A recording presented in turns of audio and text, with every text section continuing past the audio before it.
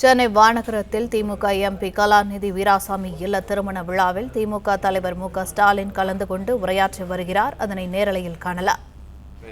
மறைந்து நாட்டில் நடைபெறக்கூடிய அக்கிரமங்களெல்லாம் இன்றைக்கு செய்திகளாக வந்து கொண்டிருக்கிறது.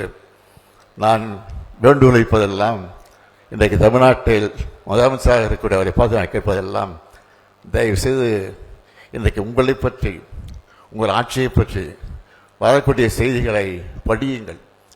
படித்து அதற்கு உண்மையை கண்டுபிடியுங்கள், அதற்குரிய நடவடிக்கை எடுங்கள் என்பதுதான் என்னுடைய அன்பான வேண்டுகோள் என்பதை மாத்திரம் எடுத்து சொல்லி, நம்முடைய கலாநிதி வீராசாமி அவர்கள் தம்பி உதயநிதி சொன்னது போல அமைதியானவர், அடக்கமானவர், எந்த பணியை கொடுத்தாலும் தட்டாமல் செய்யக்கூடிய ஆற்றலை கொண்டவர். அவர் படாப்படுத்துவது இல்லாமல் அமைதியாக எந்த காரியம் செய்யக்கூடிய இருக்கக்கூடியவர்.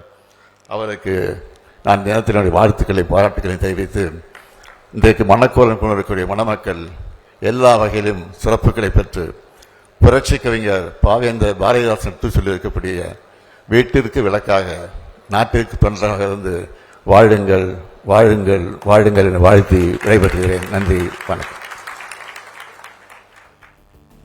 பிளே ஸ்டோர் மற்றும் ஆப் ஸ்டோரில் இருந்து பாலிமர் செயலியை QR கோடு மூலம் பதிவிறக்கம் செய்யுங்கள். செய்திகளை உடனுக்குடன் பெறுங்கள்.